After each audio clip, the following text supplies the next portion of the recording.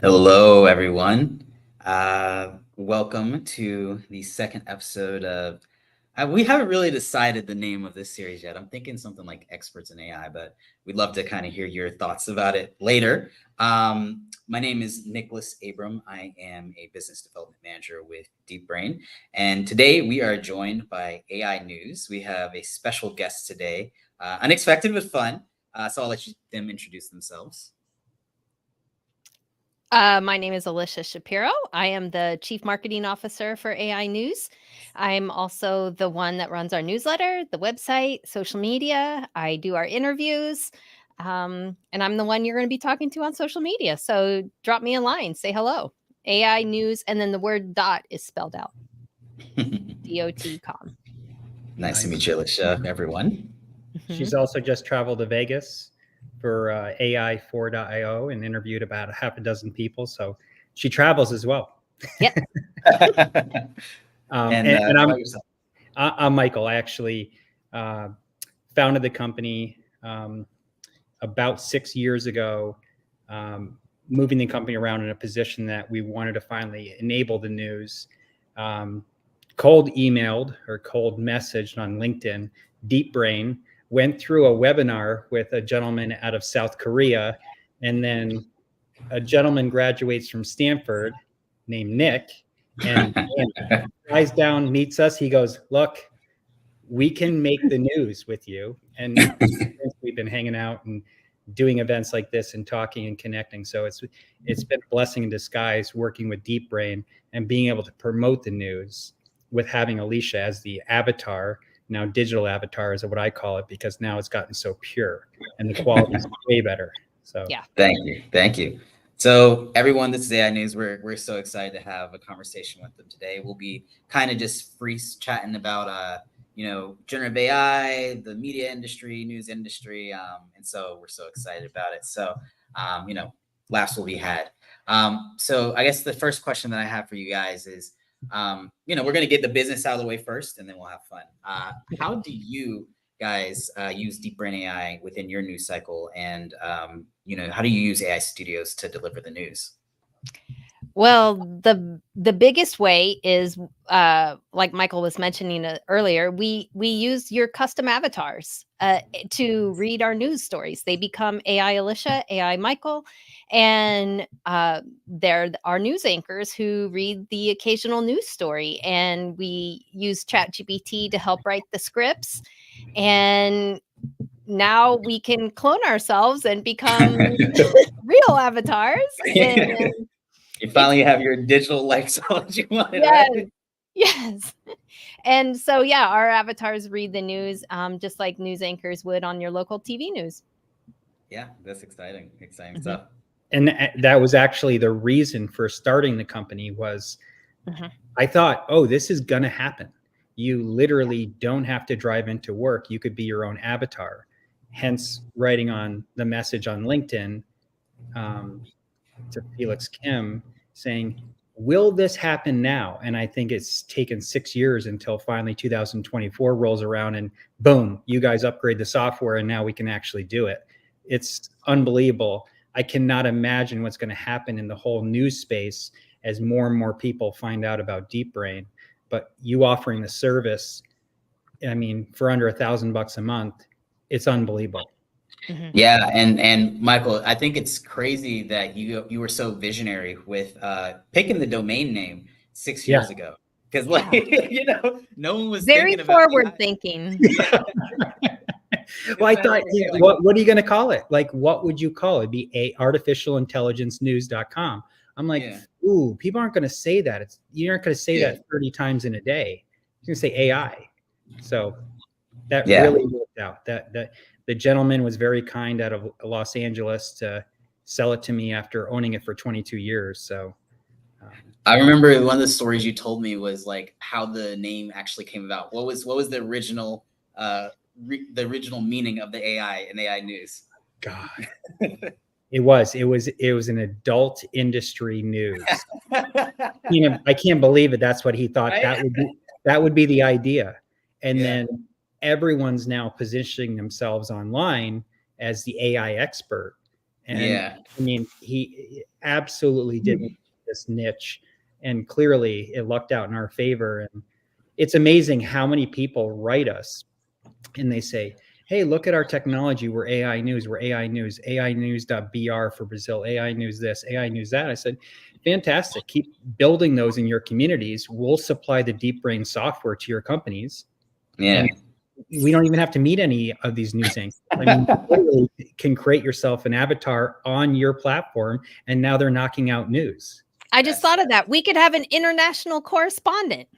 Oh, that'd be so cool. That'd be so Oh, cool. watch out for our upcoming news from our international correspondent. Hey, well, did you know that we do allow you to like use your custom avatar to speak in 29 different languages? So, I mean, hey, it could be AI Alicia, you know? Could be AI You're Alicia. Yeah. You're That's, right. that's very, very cool. I I'm didn't gonna know have you to guys play could do around with that. That's gonna be fun. Yeah. Yeah. So, anyways, but I'm curious because you guys are in the media industry and you guys like have more familiarity with everything going on. What are your thoughts of the current state of generative AI within the news industry? I think it's great. I wouldn't be able to do my job as easily without it. So I'm really appreciative of Chat GPT and AI Studios and things like that, because so when I do our newsletter every day, we have a Sure. newsletter every day. By the Sure. way. I know. I read it at and 11 o'clock sharp or 12 o'clock sharp whenever it comes yeah, out. somewhere between 11 and 12:30 is when it comes out.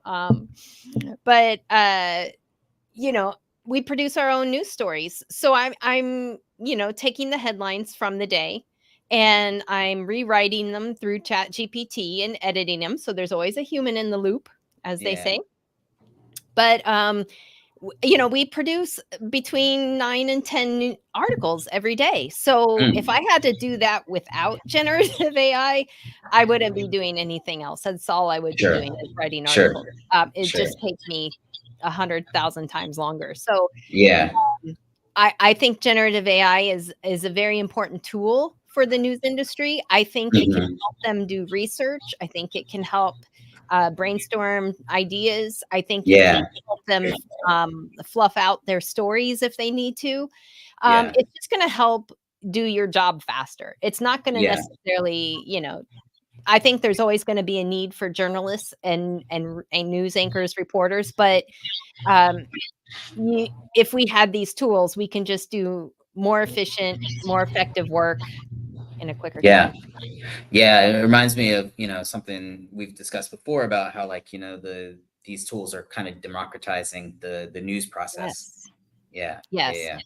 Yeah, it is. And like Michael was talking about earlier, you don't need a big fancy news studio. You don't need a news production team. We've got AI studios, custom avatars to read our news.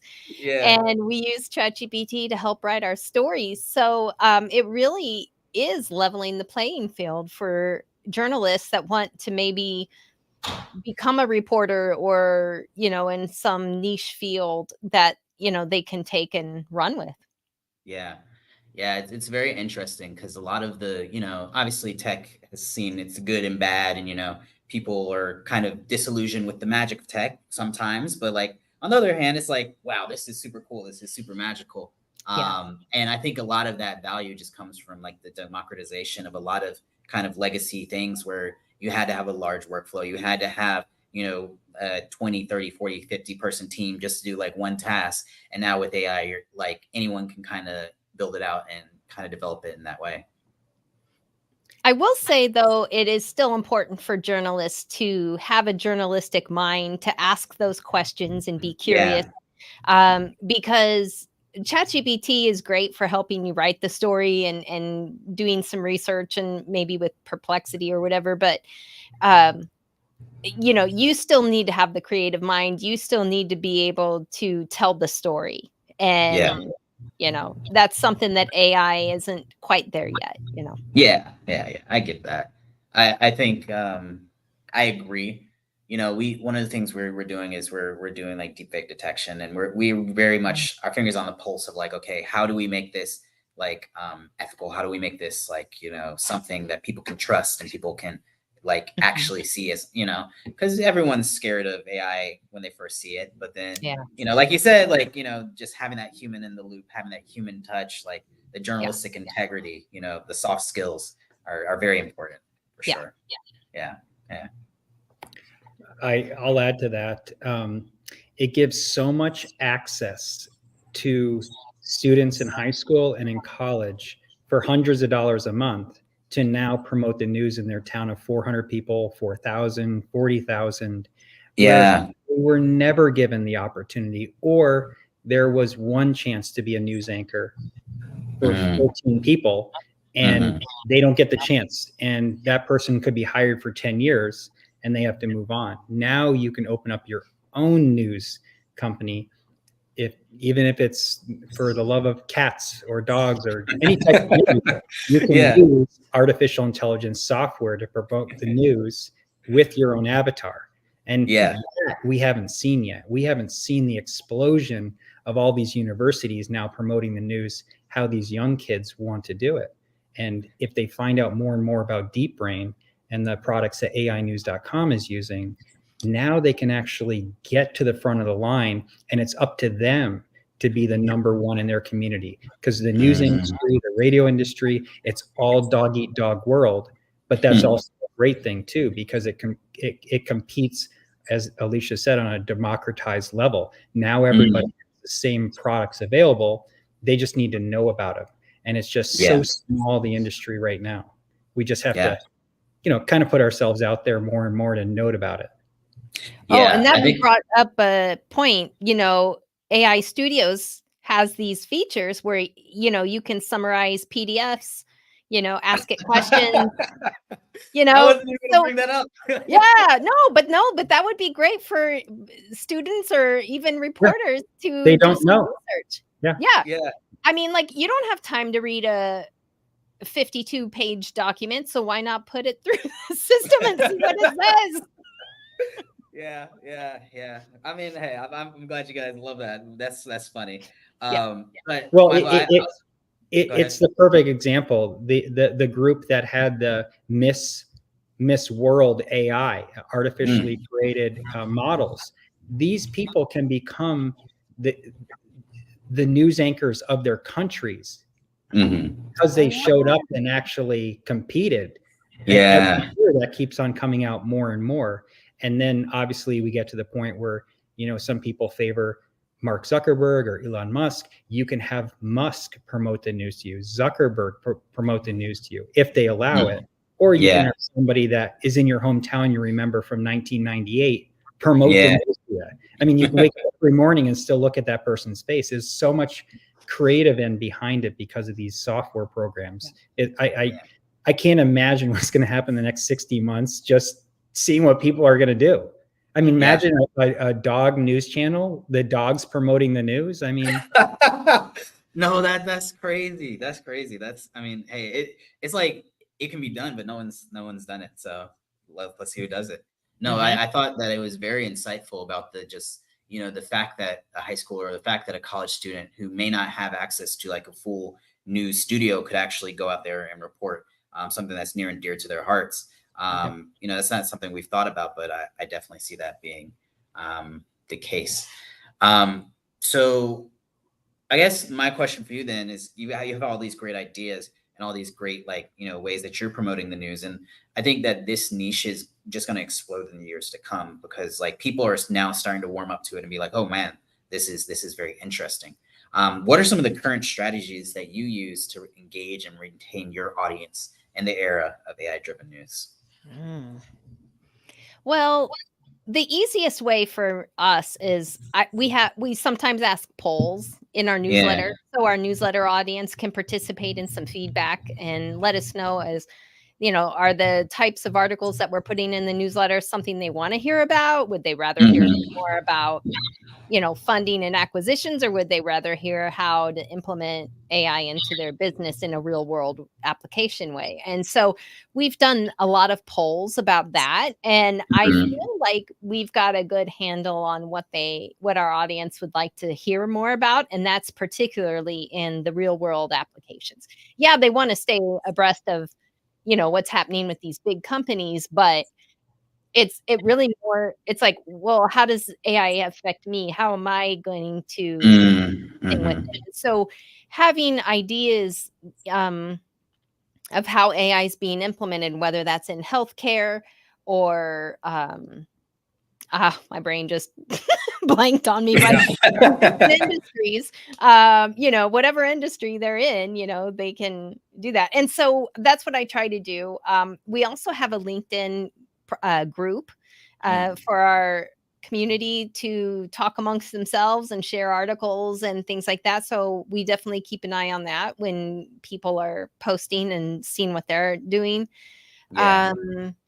And then, I read so many articles every day. So it's just fun to stay on top of everything and be able to distill that for our audience. Yeah, and I know a lot of journalists are definitely going to be happy hearing that, because it's like, while there are these AI tools that you use, you also use like some tried and true strategies that they're probably familiar with, and probably can be like, oh, this is an easy transition, Yeah. It's definitely not complicated at all. Like, you still need good marketing, ideas of how you're going to put this onto social media, or, whatever. The newsletter is one way we have it. We also like to use, I do interviews with top AI leaders, and I think that is a big factor. Oh, tell me something about that. Tell me something about those so, interviews. well, I just had one today with Sanjay Puri, and it's actually our second interview with him. But we interviewed. So for our audience that doesn't know who Sanjay Puri is, who's he? Yeah, he is an AI regulations expert, to put it succinctly. He speaks with the U.S. Congress people. He's spoken to President Biden. He works with senators and representatives to help guide them on what should be regulated and what to think about. We were just talking about it today, and he said the biggest issues that come up for him are the United States doesn't really want to have a comprehensive regulations plan like the EU Act is for Europe. So, well, because we're a country that doesn't really like corporate religions. Whatever. But so he's saying, but what's interesting to him is they decided AI still does need regulations. We need guardrails in place. Sure. But it's interesting because the United States is taking a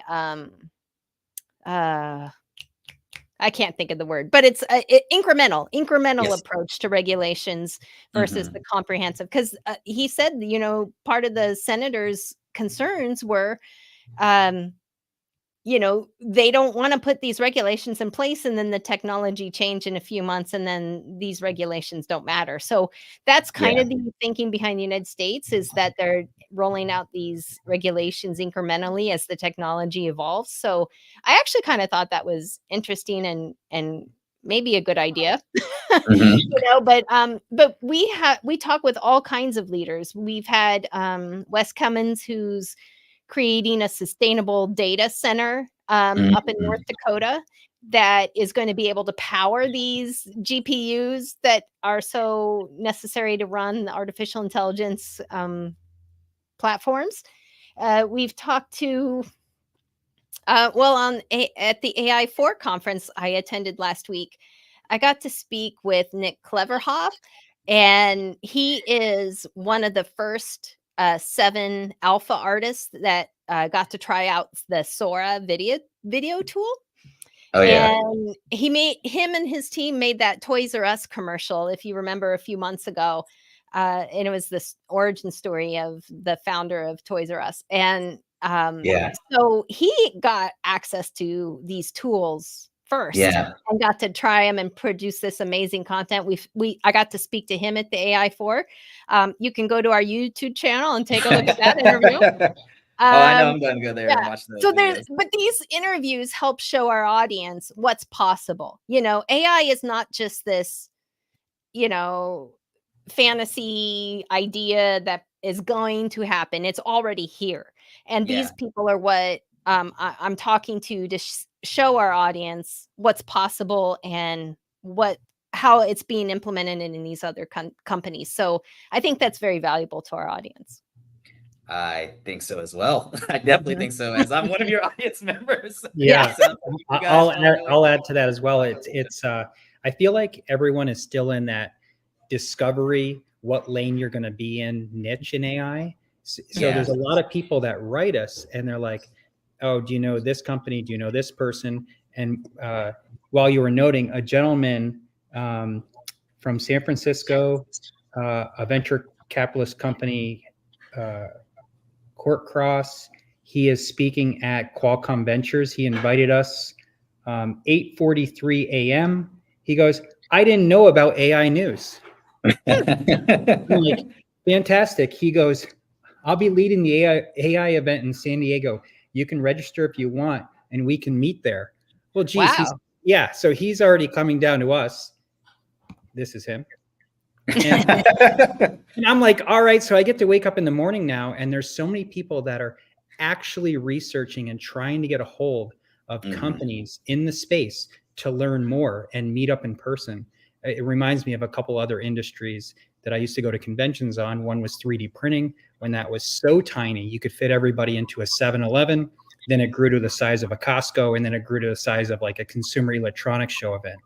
AI, high school, college, university, it's just starting to have courses and course materials and books written, and the history is just coming. So this is all 2024, just discovery of who is going to stick around, who's growing in the space, who's writing big checks, all that stuff. When they write us, there's one gentleman, forget his name, all he does is he has a newsletter about all the capital raised in the space. And it's so fascinating because the checks aren't small. These aren't like hundreds of thousands or millions. I mean, these are VC firms rushing into this winner takes all kind of situation. It's pretty mind blowing to be in the space today. Yeah, I think so.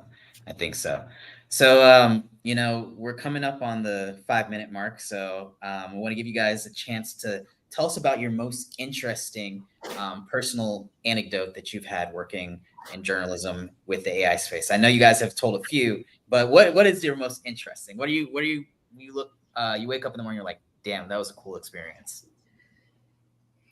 Well, two of them come to mind. One is when you guys came down to San Diego. That was a big deal. That was a big deal for us. That was fun. We had we had one of our people fly out from Korea to come and visit, you know, Alicia and Michael down in South Dakota, in San Diego. And it was very, very fun. It was a great day. That was so much fun. It was cool that you guys were doing a spotlight on us, and we appreciate that. That's something we won't forget. And then my other one was just last week. I went to the AI4 conference, and I'd never been before. Apparently it's been going on for several years. But I got to meet the sessions were very informative and very valuable. I mean, it wasn't like you came away with a workbook of how to implement AI, but you just got inspiration from talking to people and hearing how they're implementing AI into their business and what they're doing. And I got to speak with like 6 or 7 different people and interviewed them at the event. And it was just so fabulous meeting all of those people. Everybody was so nice. And it ranged from interns to CEOs at this event. So it's just amazing to see how many people are dedicated to the AI space and they want to implement it into their business. So that was so exciting for me, and I'm really glad I got to go. Yeah. How about you, Michael? That sounds like a great experience. Mine is it was a lot of fun. I connected with Mr. Hinton the godfather of AI, Yeah. 60 Oh, Minutes guy, and, you know, simply ask them, hey, you know, we're laser focused in this niche. Would you, you know, mind being a subscriber? And he is. And I just think to myself, people must work so hard to connect with people like that. Yeah. Mr. Hinton, very, very nice, very fortunate to write back, said, okay. And from then on, I just go, oh boy, I go, this is phenomenal to be in a niche where so many people with huge collective insight and intel are willing to, you know, kind of, you know, give us a little bump and say, sure. One day we hope to interview him. That's our, but 60 Minutes can do that over us. So you guys are gonna get there. You guys are gonna get there. Yep. yeah, I think the shock too with Deep Brain, just being with you guys for so long and just seeing it go from like cartoon to like perfection, like that's it. Like we don't need, like, once the human eye cannot decipher, you know, higher quality avatars, it's over. I mean, you don't have to make it better and better and better. You've got it. Yeah. So we're here in 2024, not 2030 or 2050. So we're here today, you know? Yeah. Yeah. And then one of the things I was telling Alicia the other day was just, you know, I think your workflow that you guys have is very focused on a bias to action. And that's one thing that I'm very, very like, you know, I appreciate a lot because, you know, you don't have to get everything perfect. You know, once the, like you said, once the human eye can't distinguish, it's good enough. And then you can just go and you can actually do what you need to do. Yeah. So. The 80 to 90% rule. Like if you work so hard to have it perfect, you're already going to be antiquated. Like AI winner takes all. It's not going to slow down. Yeah. And I think that you're so right. Like the more people that we can help and get those precious emails of like, thank you so much, I'm going to start my own news company, that never gets old. So that idea for us was really big as well, is seeing it happen, running through AInews.com, you texting us, go, oh boy, we're going to have something big coming up. And next thing you know, your quality or feature, you know, languages are coming out. My wife and I are going to Vietnam December the 18th. I'm thinking, that could be a language, you know, that we could do a couple news briefs on. I mean, it's endless. So it is exciting. Yeah, that is exciting. Awesome. Well, thank you guys so much for joining us. Sure. This is Michael and Alicia from AI News. You guys have any closing words you guys want to speak before we do a last sign off? Yeah, just don't be afraid of AI. Just get your hands on some of the tools, and even if they're free, try them out.